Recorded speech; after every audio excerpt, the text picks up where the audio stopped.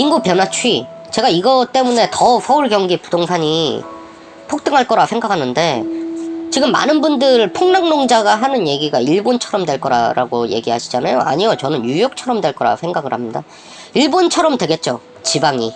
정말 슬픈데 이 지방이 그렇게 그 이유에 대해서 제가 잠깐 말씀드리면, 사실 저는 산업적 변화의 추이, 제가 예전 방송에서도 한번 얘기했지만 이 산업적 변화의 추이 때문도 있습니다. 지금 여기 보시면 아시겠지만 지금 이미 이렇게 고령화가 되고 있고, 지방은 병원을 기점으로 아파트 가격이 오르기 시작했어요. 시장이 이렇게 반응하고 있다라는 거죠.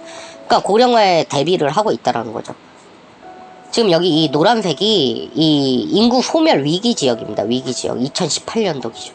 지금 우리나라 전부가 소멸, 진짜 서울. 제가 알기로는 부산도 출산율에 대한 문제가 좀 있다라고 알고 있거든요.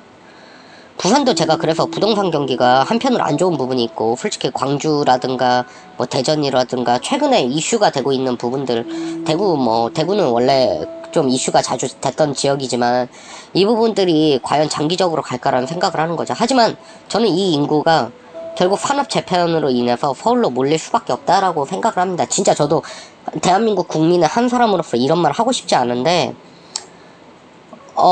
이거는 제가 어떻게 바꿀 수 있는 부분은 아니잖아요. 그렇다고 이 부분이 다문화가 채워질 거다? 대한민국이 지금까지 여기까지 성장했던 부분은 위기에 강했고 단결입니다. 사실 다문화를 제가 반대하는 사람은 아닌데, 확실한 거는 외국인입니다. 조국이 있고요. 우리나라의 패턴을 보면 위기를 맞고 다시 올라가는 패턴을 하고 있거든요. 그렇기 때문에 이 부분이 저도 어떻게 변할지, 다문화는 제가 생각할 때는 거스를 수가 없는 상황으로 가고 있다라고 생각을 합니다. 이 부분은 좋든 싫든 이거에 대한 사회적 문제가 많이 생길 거고요.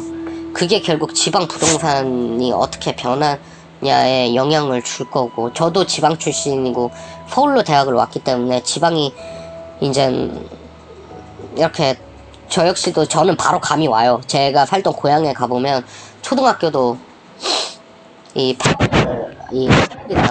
폐교를 했고, 옛날에 제가 어릴 때 그 활력이 별로 없습니다. 그 느낌이 옵니다. 저한테까지도.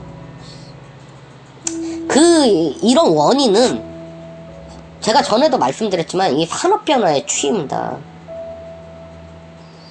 제가 이번 편 짧게 끊어야 되기 때문에 미중 무역전쟁이랑 뭐 사드 이런 얘기를 안 하겠습니다. 이런 배경은 다른 편을 보시면 왜 산업이 이렇게 변했는지 제가 아주 자세히 말씀을 드렸습니다. 보시면 아시겠지만 지금 대기업, 중소기업 다 생산 기지가 나가고 있어요.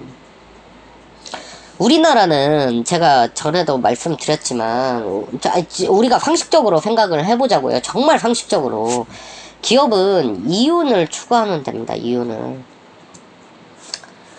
그리고 우리나라에 사실 일자리를 해외보단 국내 기업이 만들어주고 있어요. 이 광주형 일자리, 그리고 최근에 나온 제가 기억나기로는 창원형 일자리였나요? 창원형 일자리라든가 이런 게 다 국내 기업들이 해주는 거거든요. 솔직하게 말해서. 근데 우리 정말 이성적으로 생각해 보자고요. 이성적으로. 제가 전편에도 말씀드렸지만 우리나라의 R&D, 사무, 기술, 이 기술 단순 조립 이런 거 아닙니다. 제가 진짜 이런 얘기를 하면 안 되지만 저 아는 분이 대기업 생산직으로 계세요. 저랑 나이가 동갑인데 이 대학은 안 나오셨고, 자기가 직접 해준 얘기예요. 저한테 자기가 헬로우도 쓸 줄을 모른대요. 연봉이 6천이에요. 6천. 시간 되면 딱 퇴근하고 하는 일 제가 뭐냐 물어보니까 그냥 뭐 이렇게 올라오는 거 처리해주고 이런다 그러더라고요. 그렇게 어려운 일 아니라고. 저는 몰라요. 제가 안 해봤기 때문에 제가 그 일에 대해서 잘은 모르겠습니다. 단순 조립하고 베트남 30만원 30만원.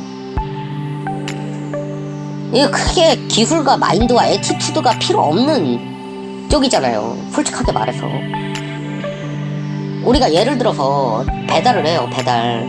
식당이 있는데 식당에서 배달을 해요. 이게 제가 이 표현이 맞는지 모르겠지만 이 배달의 기술, 이런 어떻게 보면 오토바이는 베트남 분들이 더 잘 탈 수도 있어요. 오토바이 많이 타시니까. 그렇기 때문에 기업 입장에서는 기업이 자꾸 국내랑 경쟁을 한다라고 생각하면 안 됩니다.